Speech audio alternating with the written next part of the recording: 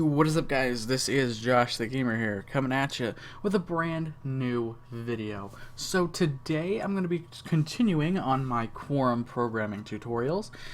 We are actually almost done with this series, and the next part of Quorum that I'm going to be covering after this series is done is 2D games. So hope you guys are stoked for that, because it's going to be awesome, and it's going to include some very interesting concepts that will be that will be released over the summer, I believe.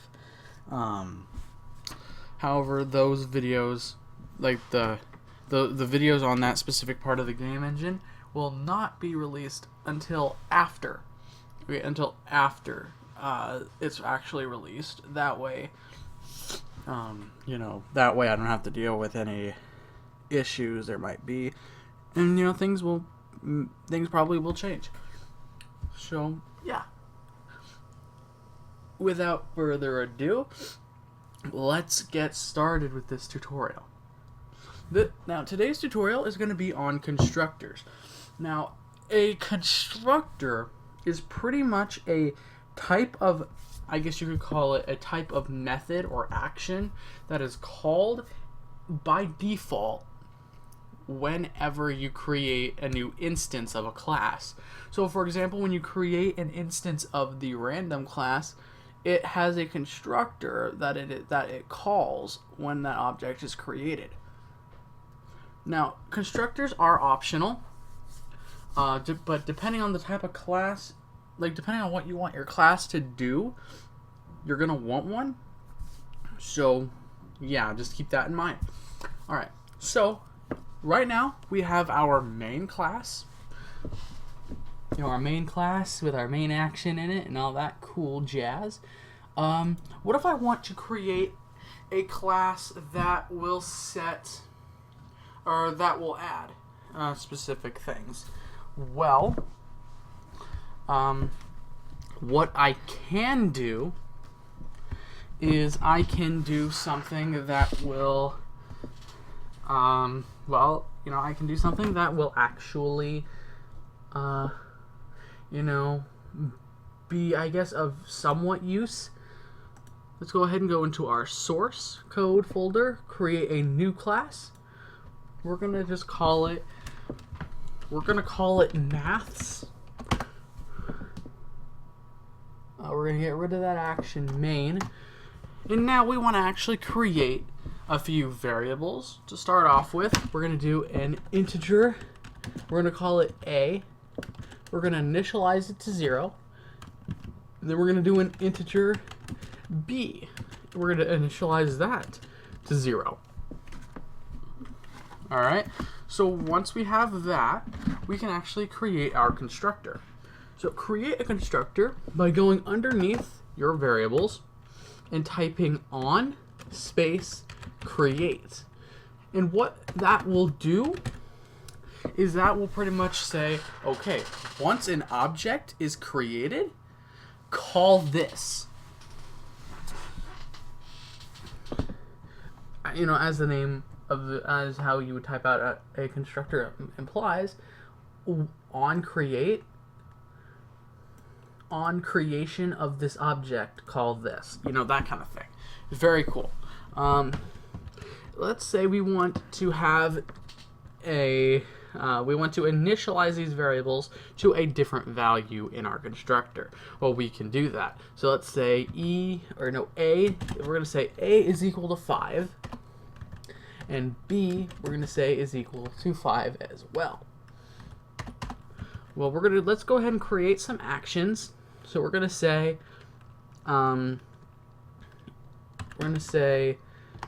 action add. We're going to add some parameters. Integer A, integer B. We're going to have it return returns integer, and we're going to say return A plus B.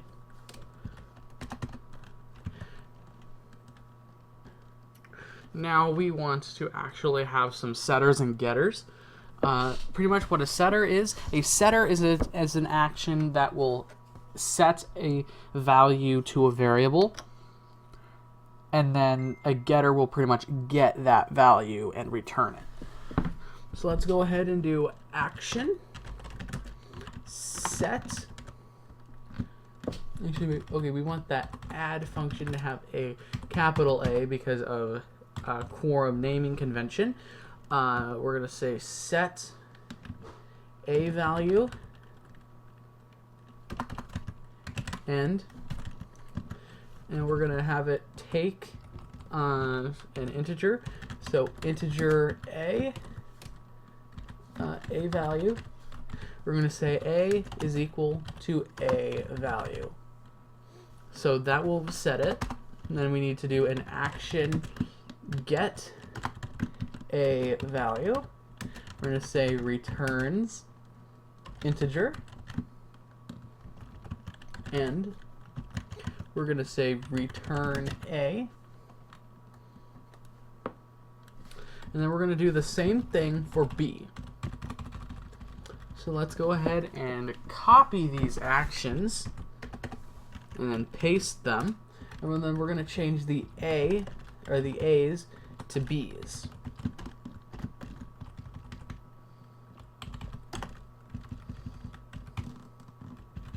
So we'll change that a to a b, and then change that a as well to a b.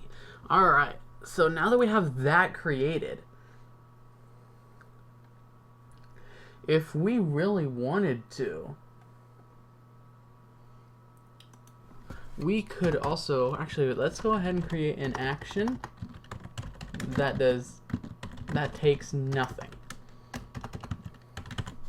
but will return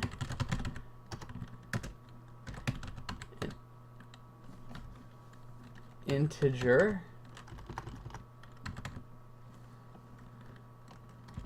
We're going to say return a plus b. Alright, and we're just going to get rid of this action that takes the parameters because, well, we don't necessarily need it. Okay, so now that we have these, let's go ahead and save that.